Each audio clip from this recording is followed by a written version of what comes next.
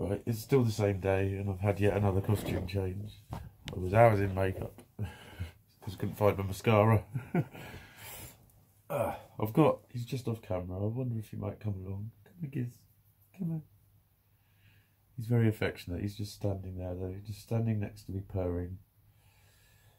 And like, I've learned a lot from him. About living in the moment and stuff, about self-acceptance, all kinds of things from him. I'm going to talk a bit about mindfulness. I've always found it quite hilarious, mindfulness meditation, when you've got ADHD. Because when they talk about, sometimes people will talk about noticing as many things as you can in the room. What you mean, distractibility? That's on my symptom list. Or when you just focus in really hard on something. Oh, hyper-focus. Yeah, that's on my symptoms list.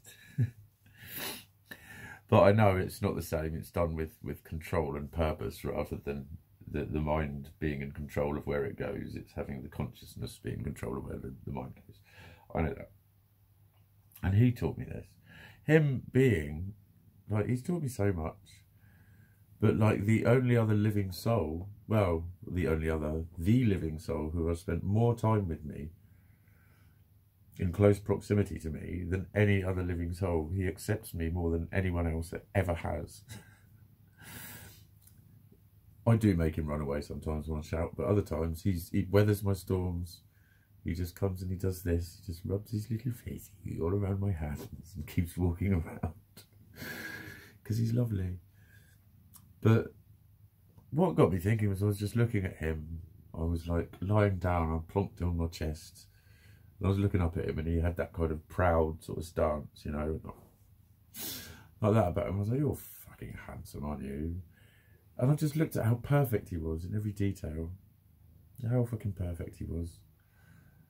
And, you know, he's very well proportioned. He's very handsome. He is very handsome. Show them how handsome you are, Giz. Might cry. Oh, he doesn't like the camera much. But he is very handsome. But he's just a perfect cat. And he doesn't try and be anything else. And like in the world of cats, there are personalities. Not every cat likes Gizmo. A lot of cats don't like Gizmo. Gizmo doesn't like a lot of other cats. But he's not out to get anyone. He's not out to get anyone. He can get scared and he can get nasty. He's so like me. He can be a right nasty bastard or a total wimp. Sometimes he just runs under the bed and cowers, don't you? And that's the sort of thing. He doesn't mind. If he's fucking frightened, he'll be fucking frightened. And he'll run away fucking totally expressing how frightened he is.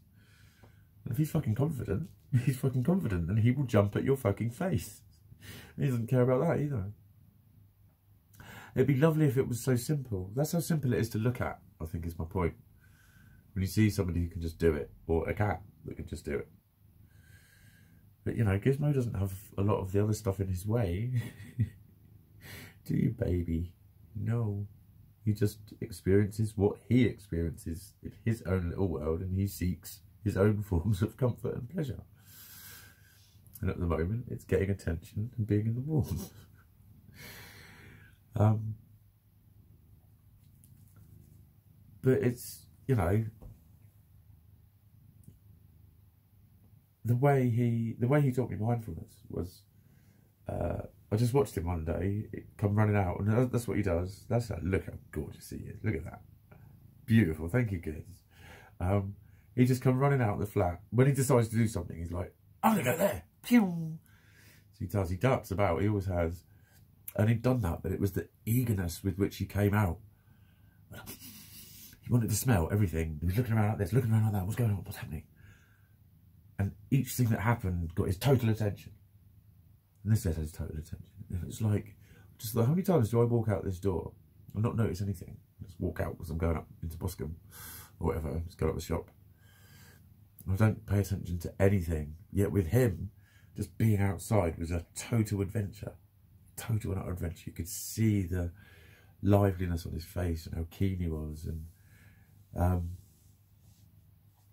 yeah, man, it was beautiful. It was beautiful. But it taught me about just experiencing things as they are. And it's the same as, like I've been saying, with feelings. You let them be as they are. You experience them and don't judge them. And then they go on to something else eventually. That's when they're healthy. When they've been forced back down by society for year upon year upon year upon year upon year upon year upon year, they start to smell. Basically. They start to smell a bit, darling. It's kind of what goes on. But it is very certain I told you it would.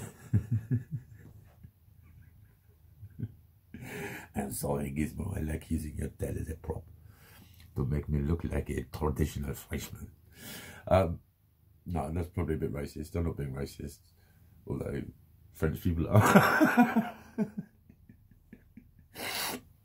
No, I'm just being silly. But yeah, he just loves and accepts me. He doesn't ask me to be anything. He just, I don't know, I wish people were like him.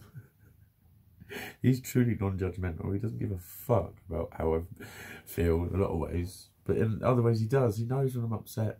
I see it in his eyes. And he just puts his little paw up. And that's all. He's like, I'm here to comfort you. He doesn't tell me I'm wrong, do you? He doesn't tell me I need to reinterpret. He doesn't tell me I've got a victim complex. He just deals with it as it is. I think cats can teach us so much. Cats can teach us so much. And like I say, Gizmo's got his little quirks. He's got his funny little ways. He goes to pieces when I'm not here. Other people have told me it gets really, really weird when I'm not around and he starts looking for me. But he doesn't care about that. He just experiences it because it's real to him. It's what's going on in his life, in his world, how he understands things. He's not ashamed. He just is. Wouldn't it be easy if we could be like cats, like truly like cats? Or animals, all animals really, when they're scared, they don't mind expressing it. You know what I mean? They just experience it as it is. They don't judge themselves for it. You're allowed to be scared. But we've got a society that teaches people subconsciously that when you get scared, you're weak, you're a pussy. I hate that word. The way people say pussy, fucking pussy. Nasty shitheads. It's like, it certainly doesn't help the fucking gender debate, does it? If you're weak and need to be hated, then you're something female. You're a female sexual. Not very nice. Not very nice when you have a fucking gender crisis either. That sort of attitude. But what am I doing now? I'm basically waffling, I think. I was just having a little moment with my little mate. And it just caused me to think a lot of things. And I think it's educational. It's true, man. Just fucking be who you are. Roll over when you want to roll over. Where is he? There he is. That's what he does. Just rolls over. And wants to chat, don't you, mate? Just wants to kick back. So he does. He doesn't feel like, oh God, I'm being a needy twat. He just does it because he wants to. We should all be like cats. Be your own cat. Don't be a pussy.